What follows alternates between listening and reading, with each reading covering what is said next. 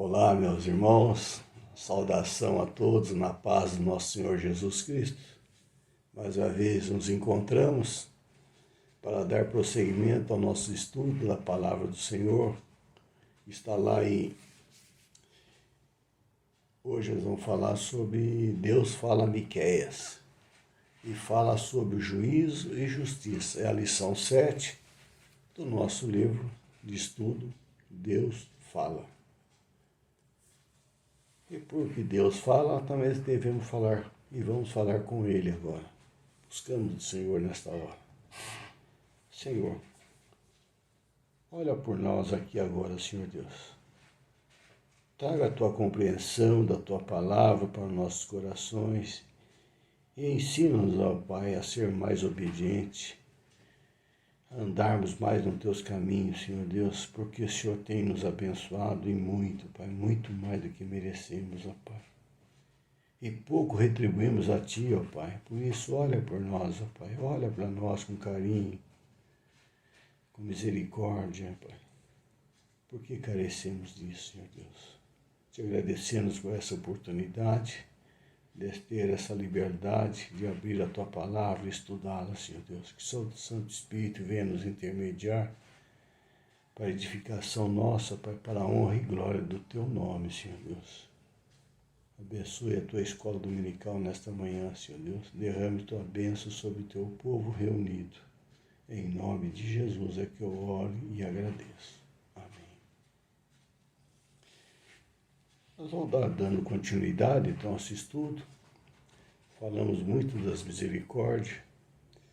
E hoje vamos dar continuidade nesse mesmo tema. Justiça e o juízo do Senhor. Então eu vou traçar um paralelo de algumas coisas que estão acontecendo no Brasil hoje e vai ver que tem um paralelo muito grande com o que acontecia naquela época de Miqueias. E isso nós vamos poder notar no transcorrer do estudo desta manhã. Segundo o Fórum Econômico Mundial, o Brasil é a quarta nação mais corrupta do mundo, ficando apenas atrás de Chad, que é um paísinho pequenininho lá na África Central, Bolívia e Venezuela. A corrupção no nosso país tem uma escala descendente, ou seja, ela desce dos altos escalões do governo para o povo. E você pode perceber todo dia que há um novo escândalo no noticiário em geral.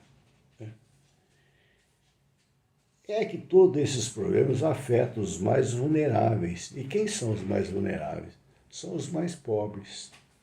São os que mais sofrem. Mas a corrupção não está só no governo. Se nós falamos que ela é uma ascendente, ela é descendente, agora também ela é ascendente. Porque ela sobe do povo brasileiro para os altos cargos políticos. Quem tem que estar lá em cima são alguém que está aqui embaixo. Né? E a gente vê o povo de baixo, quantas pessoas não tentam roubar os outros? Quantas pessoas não pagam o suborno aos guardas de trânsito para ser liberado de uma blitz ou de uma multa? Quantos não pagam um advogado para defender quando ele foi o culpado? E como vivemos numa democracia, são essas pessoas que estarão no governo um dia. Então também ela é ascendente. Então vivemos numa sociedade moralmente corrompida como um todo e cada vez mais a miserabilidade vai crescendo, havendo uma grande separação entre o rico e o pobre. Veja os dados agora recentes do governo, essa campanha de auxílio à pandemia dada ao povo, 49,5%, ou seja, 104 milhões de pessoas viviam em casa que pelo menos um morador foi beneficiado. Então dá para entender quase que dentro de uma casa, Se tinha um beneficiado, todos também dependiam desse beneficiado.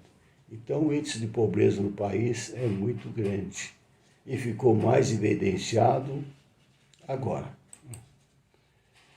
E como eu falei, isso aí tem uma relação muito grande com o que aconteceu com Miqueias. Vamos começar a ver então isso daí. Miqueias foi um profeta levantado por Deus para profetizar em Judá num período importante da sua história. E em seu livro estão as únicas informações acerca de quem foi Miqueias na Bíblia. Embora seja brevemente citado lá em Jeremias 26:18, ele faz uma referência a Miqueias. O nome Miqueias significa quem é como Jeová. Miqueias é um nome hebraico muito comum que pode ser soletrado de diferentes formas, como Mica e Micaias. São informações muito vagas de Miqueias, né? Em Miqueias, a nação de Israel era algo comparado com o Brasil. Vamos começar. O profeta fala da corrupção moral do povo. Havia idolatria, prostituição, havia homens ricos e gananciosos planejando durante a madrugada oprimir os mais fracos. Os juízes davam sentenças em troca de suborno. Os sacerdotes ensinavam por interesses financeiros. Também os profetas adivinhavam por dinheiro. Dentro dos lares, os filhos desprezavam os pais. As filhas se levantavam contra as mães, as noras se levantam contra suas sogras. Então existia um ambiente de hostilidade, tanto dentro quanto fora das casas. Havia uma hostilidade social. E a nação estava completamente nas trevas, corrupta como um todo. Por todos os lados ela estava corrompida. Não existia amor e nem temor a Deus e nem ao próximo. Olha a situação que estava vivendo Miqueias naquela época. As instituições religiosas existiam e tudo estava funcionando normalmente. Mas sacrifício naquele momento era algo mais importante do que a misericórdia. Eram rituais. Eles estavam cegos, não entendiam nada da vontade de Deus. É como hoje. Corre atrás das bênçãos e não do doador da bênção. Correm atrás de pastores, mas não correm atrás da salvação em Cristo Jesus. O aumento da iniquidade dos israelitas chegou a tal ponto, especialmente nos últimos dias dos reis, que não continuaria somente sendo entregue pelo Senhor à opressão das nações inimigas, como também lhe expulsaria da terra que havia sido prometida por herança àquele povo.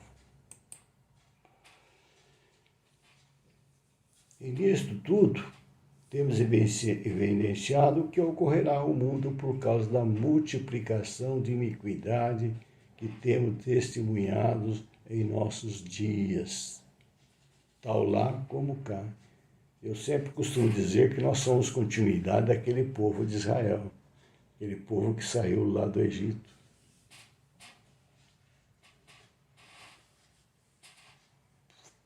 Traça um paralelo em tudo que ocorreu, que está ocorrendo, você vai ver. Então nós somos a continuidade desse povo. E quando a iniquidade se multiplica, quem é que entra em ação? Satanás.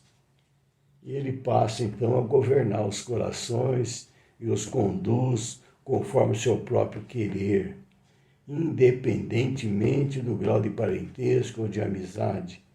Ele vai produzir infâmias, traições, maledicências e até mesmo a prática da violência contra as pessoas que antes eram amadas e estimadas. interessante que o Satanás, ele não tem pressa, ele não age de sopetão, ele vai infiltrando. Assim como ele tem infiltrado no meio evangélico. A sutileza com que ele vai entrando, penetrando, vai roubando a tua santidade. É assim que Satanás age. O profeta Miqueias escreve no início do capítulo 7 que cresceria a iniquidade em Israel e em Judá quando fossem levados para o cativeiro. Toda a vontade de Deus seria subvertida de modo que se veria Israel e Judá seria justamente o oposto de tudo que é ordenado em seus mandamentos. É assim que Satanás age, sutilmente. Ele começa a derrubar o seu conceito dos mandamentos, da ordenança de Jesus, dos seus mandamentos. E diante de um cenário desse, o que dizer? Parece que tudo está perdido. Onde é que ficam as promessas e os planos de Deus? Parece que teriam fracassado? Não, não fracassou. Mas é justamente nesse contexto de calamidade moral, política, que a promessa de esperança é dada aos piedosos em Miqueias. Capítulo 5, Miqueias vai falar de uma promessa de salvação, de reorganização de todas as coisas. Essa promessa não é só dada ao povo de Israel, mas também a nós, gentios. Essa promessa é a chegada de um rei. E esse rei não seria como reis da terra. Esse rei não iria governar por interesse financeiro. Esse rei não seria um rei vassalo de nenhuma potência dessa terra. Esse rei não seria mais um rei, mas seria o rei. Ele vai chegar para governar um reino de paz e o seu reino não terá fim. O rei Jesus Cristo. E Miqueias continua divertindo Judá sobre o juízo divino iminente. Era uma coisa que iria acontecer imediatamente. E Senequaribe invadiu 46 cidades de Judá e predisse a invasão de Salmanaser V no norte. Fala também sobre o chamamento dos gentios. O Messias nasceria em Belém, Miqueias 5, 2 a 4, e traria restauração à nação. Então, diante daquela maledicência, daquela idolatria, daquela desobediência, havia a mão de Deus. Deus não havia abandonado aquele povo. Mas aquele povo vivia-se num estado de depravação. As autoridades vendiam a justiça e sem vergonha. Não tem nada a ver com o que acontece hoje, não. Eles estavam abertos ao suborno. O juiz, os príncipes pedem recompensa. O juiz aceita suborno. Os nobres falam dos seus desejos de maldade. Aqueles que professam ser religiosos, a Bíblia diz, o melhor deles é como um espinheiro que infecta tudo o que tocava. Palavras duras. Malaquias 3, de 1 a 4, ele vai falar assim: disse eu, ouvi agora vós, cabeças de Jacó, e vós, chefes da casa de Israel, chefes de Jacó, governantes da nação de Israel, não é a vós outros que pertence o saber o juízo? Vocês deveriam conhecer a justiça, os que aborreceis o bem e amais o mal, e deles arrancais a pele e a carne de cima dos seus ossos, mas odeio o bem e amo o mal? Arranco a pele do meu povo e a carne dos seus ossos, que comeis a carne do meu povo, e lhes arrancai a pele, e lhes esmiuçais os ossos, e os repartis como para a panela, e como carne no meio de um caldeirão? Palavras duras de Miqueias aos sacerdotes. Então clamarão ao Senhor, mas não ouvirá. Antes esconderá deles a sua face naquele tempo, visto que eles fizeram mal nas suas obras. A iniquidade paga um preço também. Clamarão ao Senhor, mas não o ouvirá. Miqueias então volta ao assunto das injustiças sociais, não mais falando dos proprietários de terra, mas tocando agora nos governantes da nação de Israel, que conhecem a justiça de Deus, entretanto não a praticam. Trocam o bem pelo mal, extorquem o povo até o último centavo e oprimem ainda o povo. Por esse tipo de atitude, o Senhor desviará o rosto deles e não lhe responderá. Quando o dia do juízo chegar, eles gritarão, mas não terão resposta da parte de Deus.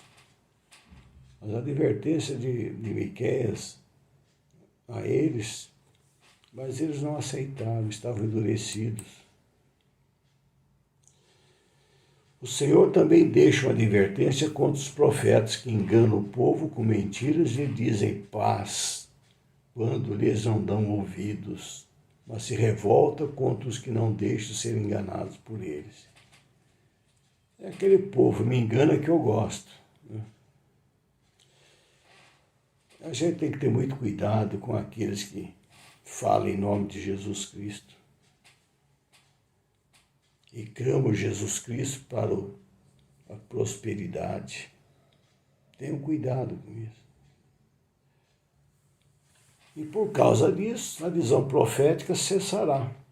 Vós fará noite sem visão e tereis trevas sem adivinhação. Por-se-á o sol sobre os profetas e sobre ele engrandecerá o dia. Então, Deus trará sobre eles a vergonha e a confusão, pois não haverá resposta em suas súplicas. Ouvi agora isto, vós, cabeça de Jacó, vós, chefes da casa de Israel. Miqueias advertiu muito esse povo, mas esse povo estava com o coração endurecido, orgulhosos, soberbos. Então o profeta está atacando os orgulhosos da sociedade, os soberbos que desprezam Deus e os semelhantes, que desrespeitam os direitos dos outros. Contra o orgulho é sugerido o caminhar da humildade, o andar em humildade, humildemente, com Deus. Ele sugere o caminho da humildade, quer dizer, deixar de lado o orgulho e assumir uma atitude humilde. Faz parte daquilo que é bom e que é declarado por Deus. A pregação de juízo do profeta Miqueias não se dirigiu contra o povo porque desobedeceu este ou aquele mandamento de Deus. O profeta critica o povo porque fracassou totalmente diante de Deus.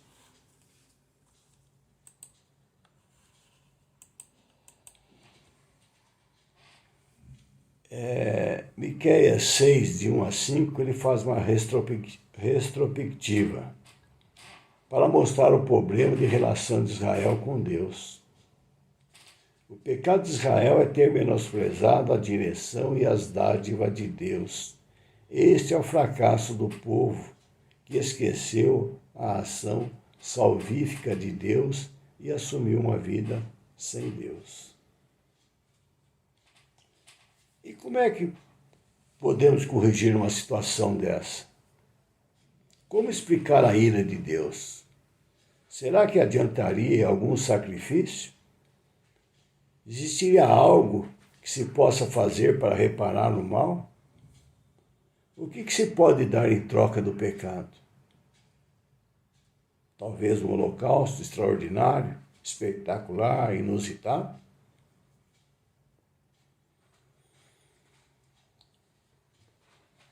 Não há nada que o povo possa fazer para sanar seu fracasso.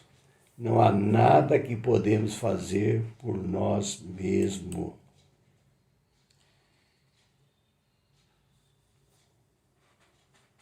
Nos nossos círculos sociais, a fé não era encontrada em lugar nenhum. O amigo não era confiável. Os chefes de família não ajudavam. Os membros da família estavam em estado de anarquia. O filho chamava o pai de tolo. A filha se levanta contra sua mãe. Esta é uma descrição dos últimos dias e a condição moral desse dia. Está falando lá de Israel, né? O profeta começa falando que o Senhor está ciente da transgressão do seu povo e decidiu agir para corrigir o erro. Miqueias profetizou nos mesmos dias em que profetizaram Amós e Isaías, eles eram conterrâneos, né?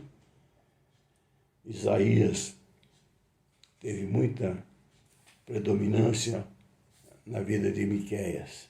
Miqueias se espelhou muito em Isaías.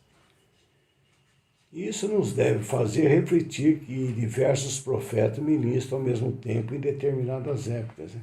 Portanto, em um mesmo período, Deus se utilizou de servos que ministraram ao mesmo tempo para as duas nações, de forma que o testemunho de Deus sempre estivesse presente entre os povos. Deus nunca abandonou os povos. Ele nunca nos abandonou. Nenhum ato humano pode granjear ou comprar o perdão de Deus. Por maior que seja o sacrifício, sempre será menor que o pecado. A única solução é recolocar-se sob a vontade de Deus e fazer o que é bom. Deus declara o que é bom, pratica a justiça, amar a misericórdia e andar humildemente com Deus. E este caminho é inventado por homens, mas ele é oferecido graciosamente por Deus. O problema do povo a quem Miqueias dirigiu sua mensagem não era a falta de liturgia, mas de uma certa motivação para adorar o Senhor. Embora cometesse toda a sorte de injustiças sociais e geração contemporânea do profeta, Miqueias oferecia sacrifícios a Deus praticando todos os rituais levíticos.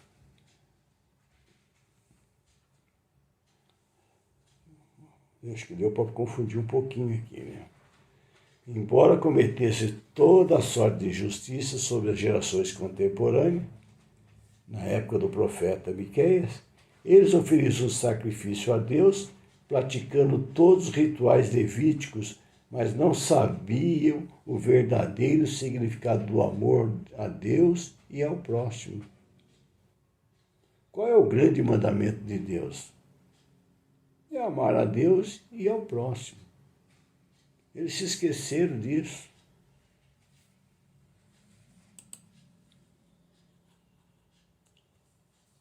Veja a oração que que Miqueias fez, lá em Miqueias 7, de 18 a 20. Quem, ó Deus, é semelhante a ti, que perdoas a iniquidade e te esqueces da rebelião do restante da tua herança? O Senhor não retém para si a ira para sempre, porque tem prazer na benignidade. Tornará a piedar-se de nós, subjugará as nossas iniquidades e lançará todos os nossos pecados nas profundezas do mar. Darás a Jacó fidelidade e a Abraão a benignidade que juraste aos nossos pais desde os dias antigos. Essa é a convicção que Miqueias tinha, profeta de Deus. Ainda hoje, a mensagem de Miqueias nos é atual. Ela não nos apresenta sistema fechado, mas nos insere num plano de desinstalação, de incomodar-se, de incomodar, de sentir na maior profundidade a dinâmica revolucionária da esperança que nos compromete com um mundo novo. Logo, uma mensagem que deve repassar por toda a história da vida, traduzindo-se em fatos concretos que nos integre ao profetismo, tão necessário nos nossos dias atuais, uma mensagem de desinstalar-nos das estruturas arcaicas do nosso viver religioso, acomodado, alienado e omisso, que não provoca mais questionamento na sociedade.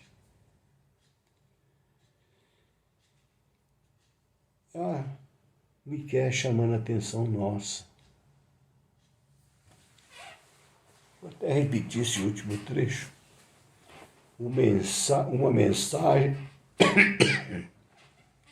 Desculpa, minha garganta está ficando seca.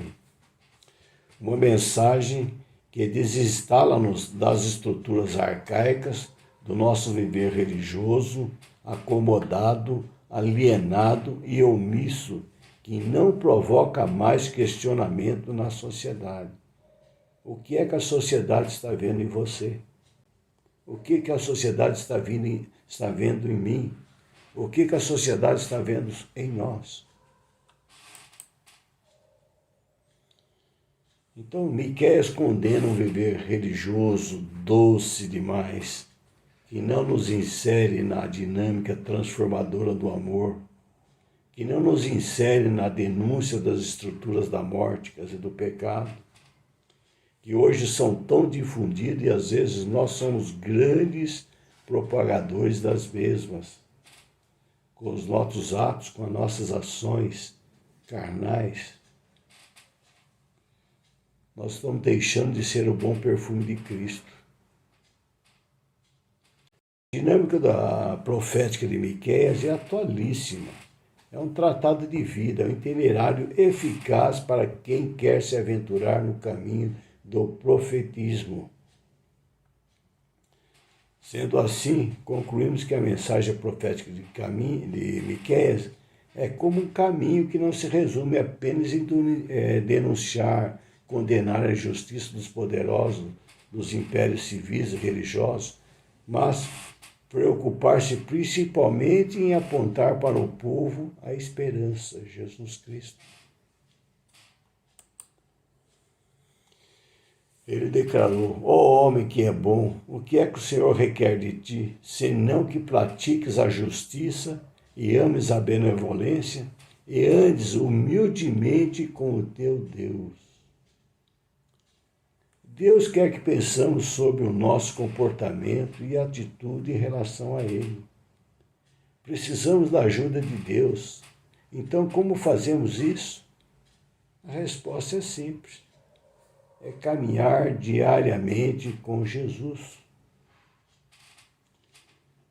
Para isso precisamos nos humilhar e ouvir, porque o tempo todo Deus está dizendo as mesmas coisas dos tempos passados. Pratique a justiça, o amor, a bondade e caminhe humildemente comigo. Fazendo isso, o mais o Senhor fará. Amar a misericórdia. Jesus frequentemente destacou a importância da misericórdia. Você vê a referência em Mateus 5:7, 9:13, 12:7, e aí vai mais, né? E que devemos exercer a misericórdia com alegria, Romanos 12:8. Andar humildemente com Deus. Num mundo cheio de orgulho e egoísmo, o servo de Deus tem que ser humilde. Lucas 14:11 fala: o que se humilha será exaltado. Deus resiste ao soberbo, contudo aos humildes concede a sua graça. 1 Pedro 5:5. Então, meus irmãos, pratiquemos a justiça e a misericórdia com humildade. O que se faz com uma mão, a outra não sabe.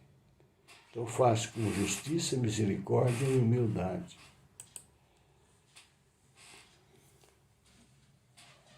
Para a gente concluir, Deus espera de nós uma vida reta e santa, cheia de sua graça, de suas bênçãos.